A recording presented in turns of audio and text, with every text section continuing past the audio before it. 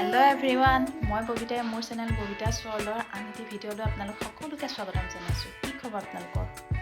সকলোৰে ভালেই নিশ্চয়। এতিয়া মই আজি এটা ভিডিঅ' আৰম্ভ কৰিবলৈ ওলাইছোঁ। মই আজি দেখাবলৈ ওলাইছোঁ ঘৰতে কেনেদৰে ঘি বনাব পাৰি। এয়া মই এসপ্তাহমানৰ এনেদৰে থৈ লৈছোঁ। যিটো গাখীৰ ওপৰৰ সৰটো উঠে সেই সৰটো এনেকৈ কাঢ়ি থৈ দিছিলোঁ আৰু এতিয়া এইখিনি এনেদৰে উলিয়াই অলপ ফেটি ল'ম। এই হেতা পাতে অলপ ফেটি ল'ম। এইখিনি ভালদৰে ফেটি ল'ব লাগিব, তেতিয়া ঘিটো বেছিকৈ ওলাব। গতিকে এইখিনি মই অলপ টাইম ফেটি ল'ম এনেদৰে।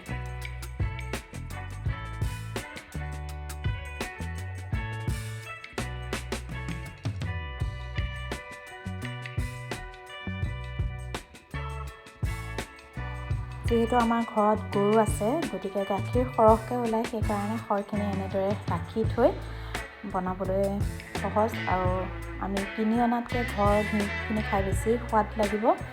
গতিকে মই এনেদৰে থৈ দিছিলোঁ, থৈ পেলাই এনেদৰে এতিয়া ফেটি লৈছোঁ ভালদৰে।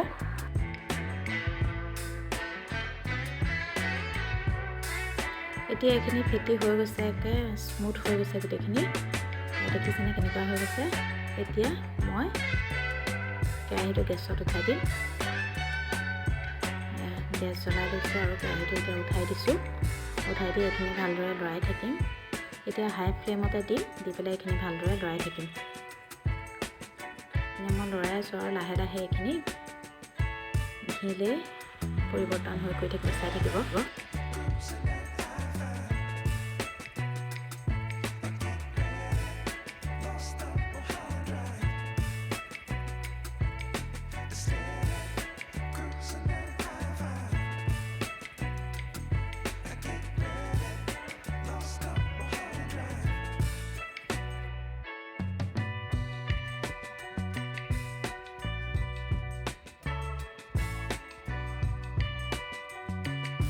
এয়া দেখিছেনে লাহে লাহে গলি ঘি ওলাইছে। এনেদৰে লৰাই থাকিব লাগিব, নহ'লে তলত ধৰি যাব। গতিকে এয়া চাওক, ঘিটো বেছিকৈ ওলাই গৈছে আৰু সীতাটো কমি গৈছে। এয়া এনেদৰে লৰাই আছোঁ।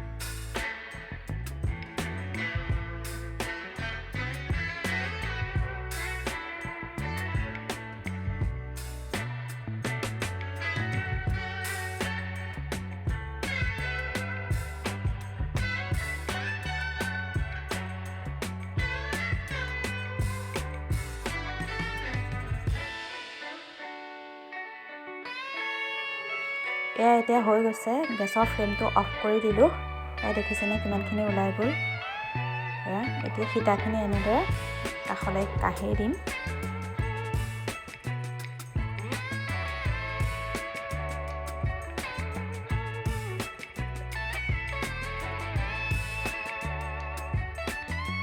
এতিয়া এখন চেকনি লৈ লৈছোঁ আৰু এনেকৈ এটা বটল লৈ লৈছোঁ। চিচাৰ বটল ল'ব। গতিকে এয়া ওপৰৰ পৰা এইখিনি কাঢ়ি দিছোঁ।